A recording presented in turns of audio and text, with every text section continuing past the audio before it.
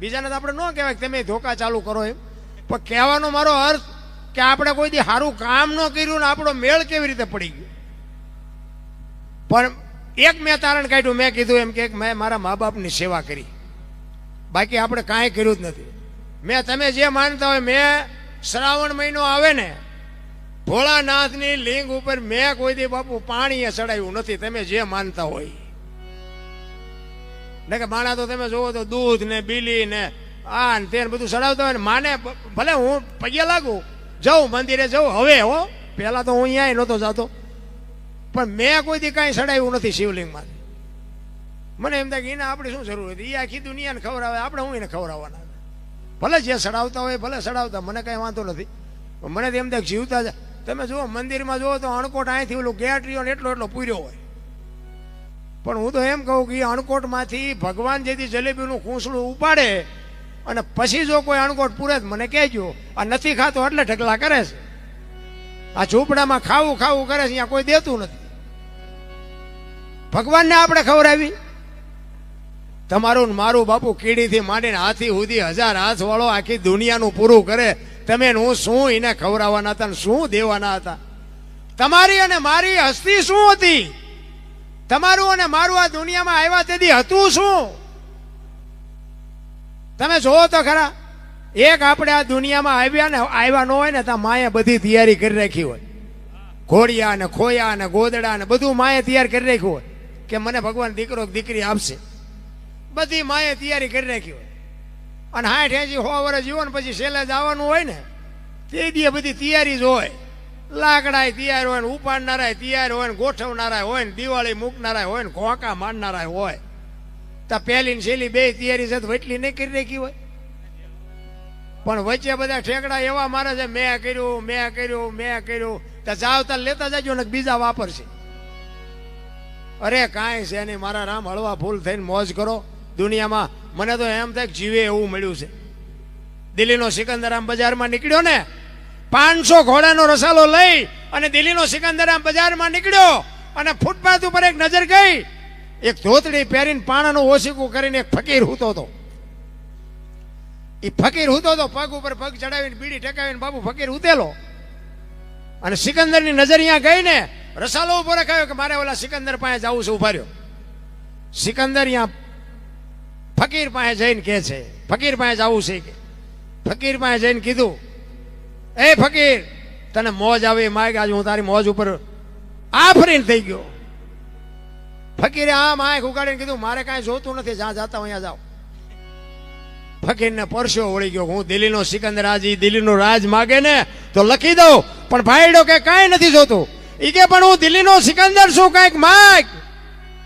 ઈ કે પણ મેં ક્યાં પૂછ્યું તમે કોણ છો?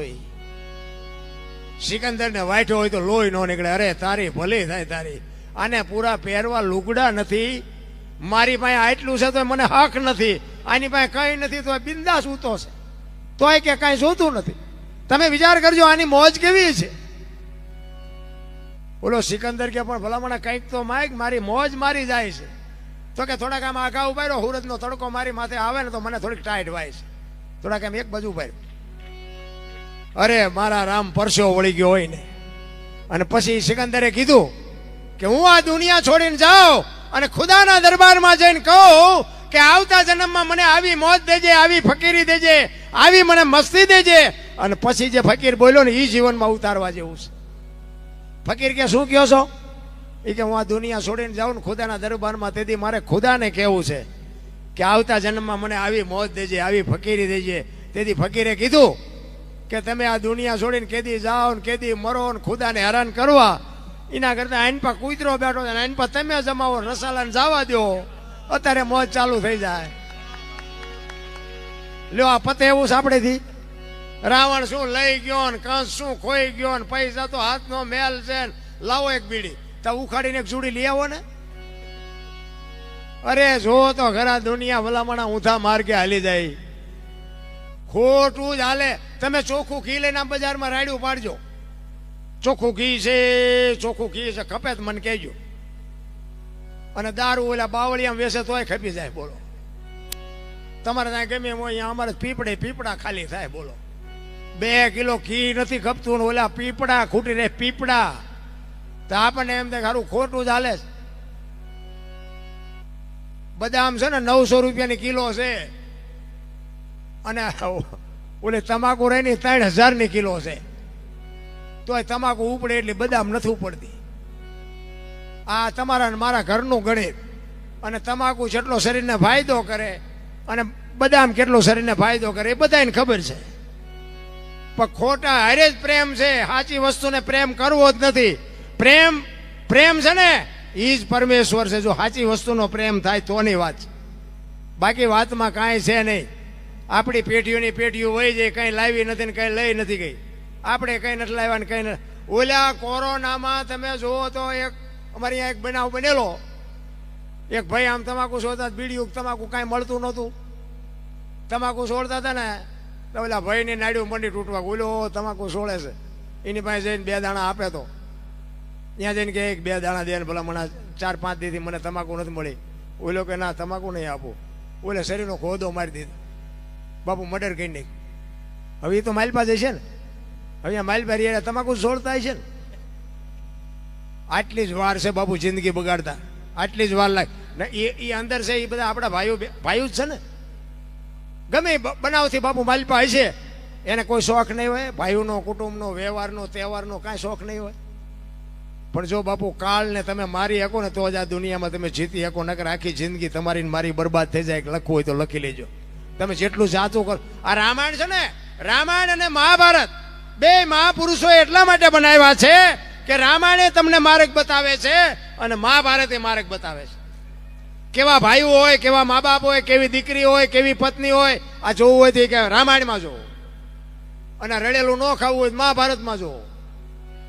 આ કૃષ્ણ પરમાત્મા દુર્યોધનને આવડી આ જ વાત કરી હતી કે હસ્તિનાપુરની ગાદી તમે લઈ લ્યો, પણ આ 5 ભાઈ છે, 5 ગામ તો દો, અમને શું ખાવું. દુર્યોધન કે હોના નાકાની અણી જેટલું નથી દેવું. એ કે બાજવું પડશે, કે બાજવું છે પણ દેવું નથી. એટલે હું કાઢ્યું, બધા બાજ્યા. આખી દુનિયાને ખબર છે ને 18 દી સુધી મથ્યા બધા, ખોડદો કાઢી નાખ્યો, કાંઈ વધ્યું.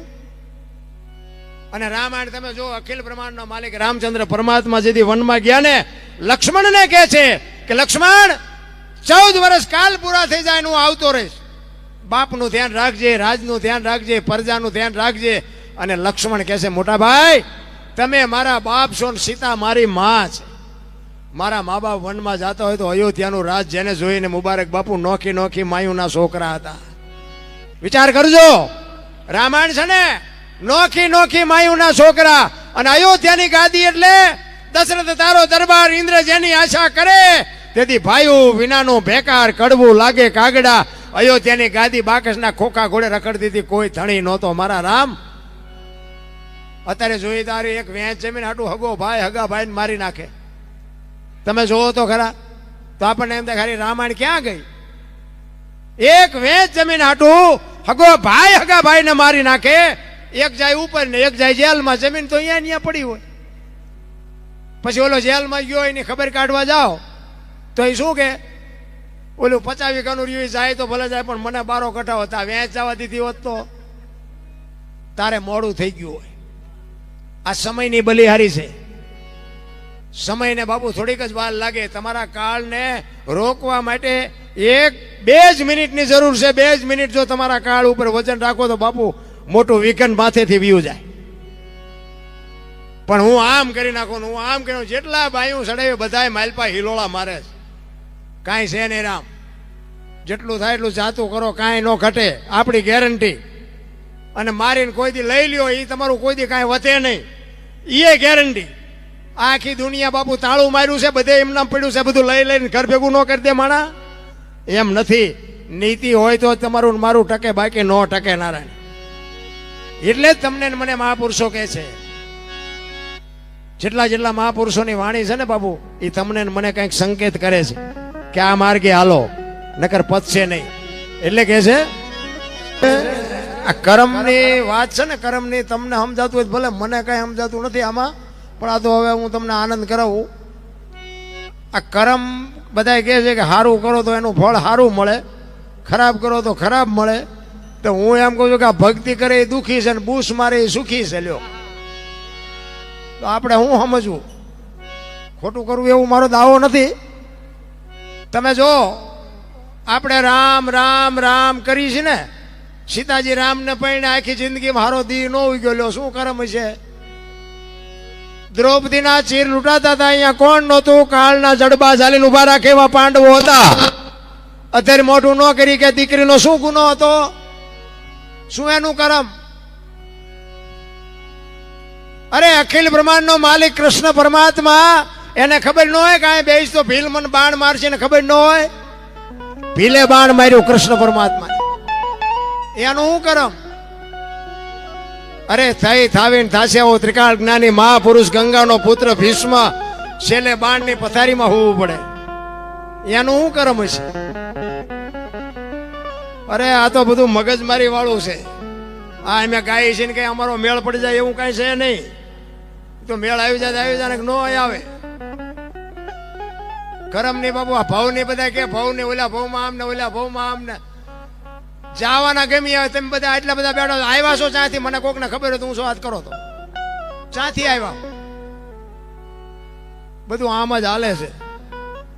ઓલા ભાવમાં આમ ને ઓલા કાંઈ ભાવ બહુ ને આ મળ્યો એ સુધારી લો. કાલ ની ખબર નથી ને ભાવ ની શું ખોડવી હોય ભલા મને. આ ભાવ મોળો છે. આ ભાવમાં શું ઘટે છે? હું મોજ કરે એવો ભાવ છે ભલા મને. કાલ ની ખબર નથી ને ઓલા ભાવમાં આમ ને ઓલા ભાવમાં આમ ને ટૂંકું પતાવો ને લાંબુ લાંબુ ચિતરી શું કામ છે? ભજનમાં તે ભજન કરવાનું કે ને કોઈ. હું તો ઘણી જગ્યાએ સાંભળું કંઈક એવો સત્સંગ બત્સંગ નો કંઈક પ્રોગ્રામ હોય, સાધુ સંતો ભેગા થયા હોય ને, એટલે હું આમ જોડામ બેવું વાય સાનો માનો. એમ થાય કે આવડા શું વાતું કરે. આગળ નહીં બેવાનું, આમ વાય વાય અને શાંતિથી વાય જ બે, કોઈ નો કે આખો જાય. એમ કે ભજન કરો, રાતે 12 વાગે જાગો, નાવ ચોખ્ખા ઘીનો દીવો કરો, આમ મોઢું રાખો. આખો દી નાકા વાળ્યા હોય, રાતે 12 વાગે જાગી શકે? તમારી ઘોડે આ નકરી પથારીઓ કરીને હુતા છે આવડા. ભજન બાબુ ગમે તારે થાય, ગમે એટલા વાગ્યા થાય.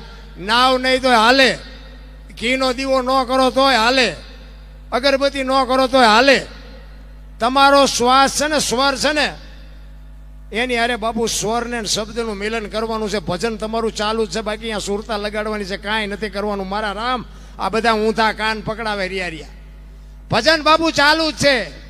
એટલે સવારે મેં કીધું સુરતા કોઈ સુકડ સમેટે, સાહેબ ઘટમાં ભેટે, તીર્થ વ્રત બહુ કરે જાય બદ્રીને બેટે, પડ્યું અહીંયા ગોતે ને ગોતે છેટે છેટે, આદલ તો અંતરમાં રહેશે મારા બાપ, ભજન કરો તો ભેટે. ઈ ભજન ગાવું કરતા કરવું અઘરું છે, કરવા કરતા સમજવું અઘરું છે, સમજવા કરતા જીવનમાં ઉતારવું અઘરું છે, જીવનમાં ઉતરે ને તો જીરવવું બધા કરતા અઘરું છે. ભજન એવી વાત નથી. પહેલી વાત તો ઈ કે આ બોલ્યા જેવી વાત જ નથી. લ્યો, તમને શું કેવું મારે? બોલાય એવું જ નથી. આ બોલાય ને તો લખાય, ને લખાય તો દેખાય, ને દેખાય તો વંચાય, એવું છે જ નહીં. આ તો મનોરંજન છે, આને ભજન ન કહેવાય મારી દ્રષ્ટિએ. હો, તમને જે લાગતું હોય તમે જે કરતા હોય કરજો, પણ મને આવું સમજાય કે આ તો રાગડા તાણીને ઉજાગરા કરીને શું આમાં હું વળે હું